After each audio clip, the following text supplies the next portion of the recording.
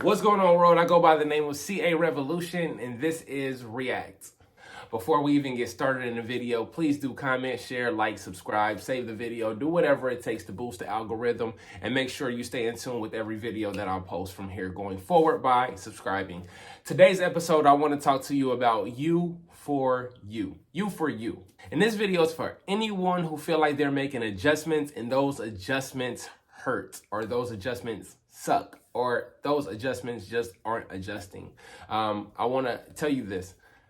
Part of the reason you feel like your adjustments are not happening the way you want it to is because of discomfort. So discomfort is a two-way street, but you want to make it a one-way street. Discomfort generally happens because you are trying to step outside of your comfort zone, or you're in your comfort zone, but you've grown, you've expanded, you've shifted, and so it doesn't fit anymore. And it's kind of like some of the t-shirts I wear. You know, at one size, I was okay. It was like, okay, this actually fits. But now it's like, all right, that's too small. But I have such an attachment to the shirt that I don't want to let it go. You know what I mean? So I got to like make up for it by like pulling my pants up higher or something like that. But listen, you have to let the things that don't fit anymore, you have to let those things go. And there's nothing wrong with growth.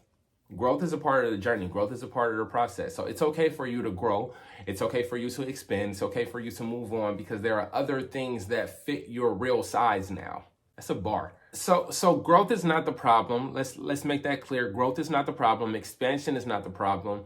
I think there are a couple different ways to grow. You can grow tall, or you can grow wide, right? And I think about it like, if I grow tall, I grow because, you know, it's easier to see a tall person. You know, sometimes that's like a little more flashy thing to be the tall thing. It's like the shiny, glimmery thing, metaphorically speaking. But then there's the other way of growing where you can grow in width, you can expand.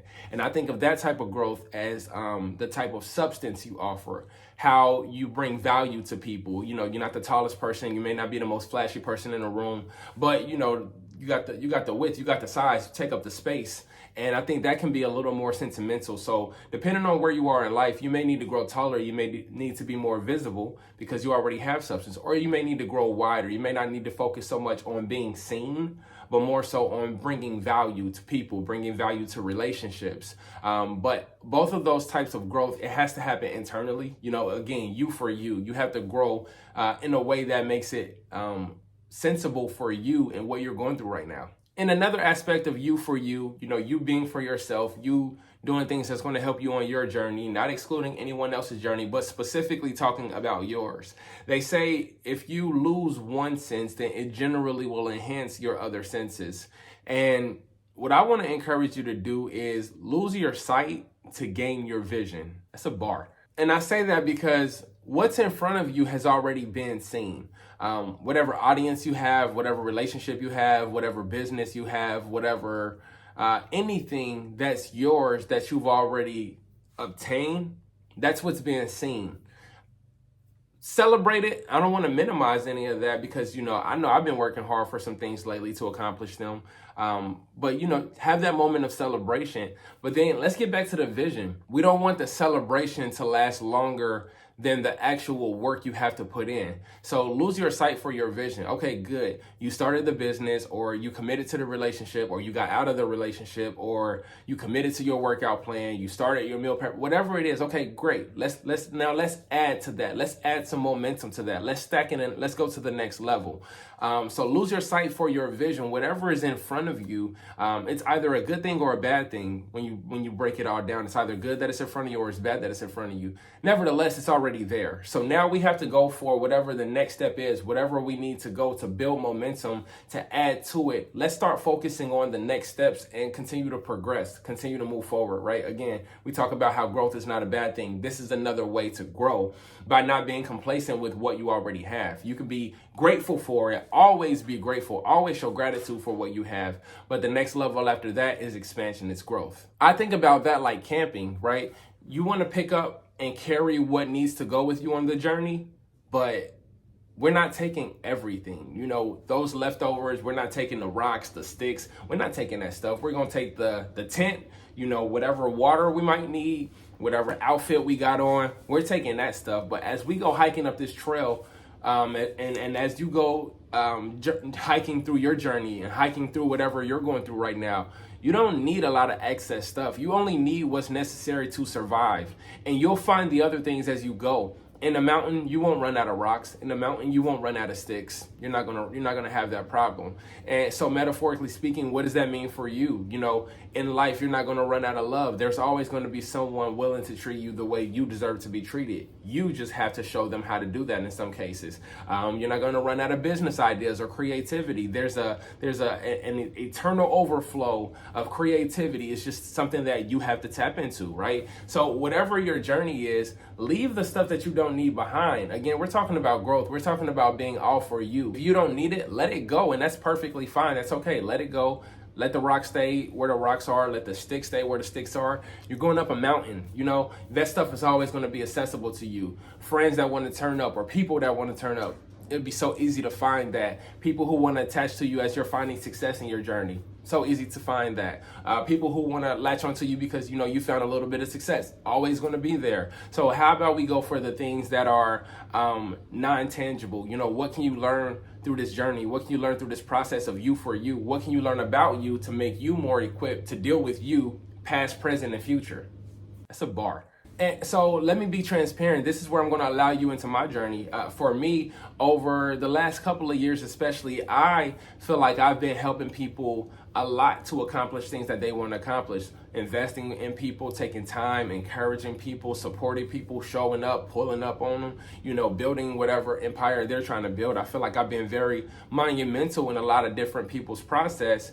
And because I've been helping so many other people, I feel like I've been delaying my own passions and ambitions and dreams and things like that because I've been helping everyone else. So they're finding success in certain areas. And for me, I feel like I'm a little bit stagnant. Like, how come this isn't turning into what I wanted it to turn into for me? But I'm seeing other people in motion, and I love seeing them in motion, but I'm a little frustrated with myself because I feel like energy that I used outwardly could have been used for myself. So now when I show up to different events and I'm not putting forth full effort like I did before because I'm preserving some of it for myself, it seems like I'm not engaged, or it seems like something's wrong with me to them because they're used to me giving the 100% of myself to their vision or to their purpose, where I'm reserving it. I'm saying I need to give a lot more to me, and what I have left over, I can definitely, you know, contribute in this way. But it feels weird to some people. They're like, well, you know, you used to be able to, or you used to, or every time I call before you. And it's like, hey, listen, it's nothing. It's no love lost. It's no bad blood. But just for me, I need to take a little more time to overcome some things that I got going on mentally and emotionally and spiritually. So I can't cater to everyone at any given moment and be accessible the way I was before. I need this for me. So consequently, in me focusing on myself, in me saying no to other people more, I've been able to accomplish a lot more of my own personal goals. So consequently, because I'm saying no to some people, I'm losing some relationships. Some relationships are more compartmentalized. So I'm learning that the relationship is beneficial to them. And as long as it's beneficial to them, they'll keep me around. But I'm sacrificial to them.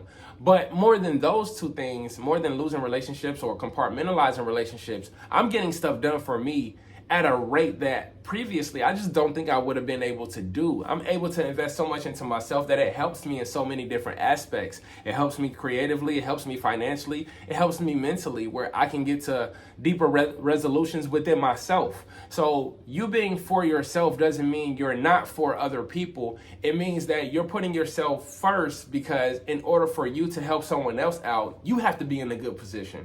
I have to be good before I can help someone out. I don't have to be perfect or even amazing. I just have to be good enough and stable enough to where if something bumps up against me or brushes up against me, I won't fall, I won't collapse. I can take the hit and I can continue to help people because I'm in a stable position. Again, mentally, spiritually, emotionally, financially, every single aspect. Since I'm good, I can help other people out. That's what it means to be for yourself. Again, it doesn't mean that you're anti someone else or you're hating on someone else or you're praying on somebody else's downfall. Not at all. But you are 100% 10 toes down, standing in solidarity with your own vision, with your own mindset, with your own heart, with your own love, with your own willingness to give and to help and to assist. You could be a supporter for someone else, but you could be a bigger supporter for yourself. That's a bar. There's a time and a place for everything. There's a time for you to give 110% to someone else, and there's a time for you to give 100% to yourself, 110% to yourself. And because you give it to yourself, it doesn't mean that you're wrong or you're selfish. It means that this time was isolated for me. I needed this moment for me in order to be able to give to other people, in order to be able to sacrifice and give to someone else. I needed this one for me. So my path adjustment has been me being previously more scattered to me being more strategic and methodical. Phrase stay in the pocket. I don't know if you've seen Hitch. Dude, he was like, stay right here. Don't go out, all that spinning. Don't do all of that. So for more staying in the pocket, to be strategic and methodical, and that's what's gonna make my vision a reality. As I continue to work on transparency and telling you all more about me, so it doesn't feel like I'm just telling you what you're doing right or wrong.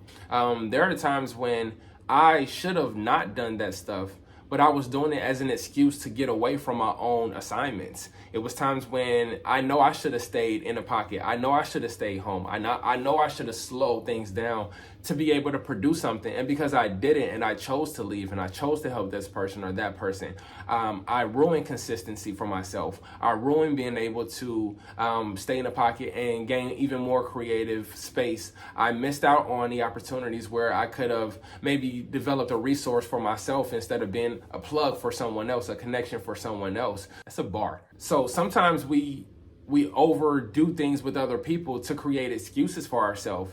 We overdo things with other people because we don't want to take time and be rejected. We don't want to take time and spend time on a product, and the product comes out less than what we expected. And now we got to deal with the emotional or creative hurt of it because we wasn't able to produce in a way that we wanted to. Or, we set up these moments for self-sabotage, even in being for ourselves. We set up these moments of self-sabotage by helping someone else and then blaming them. And I'm guilty of that too. So all those times where I say, I helped and I did this and I did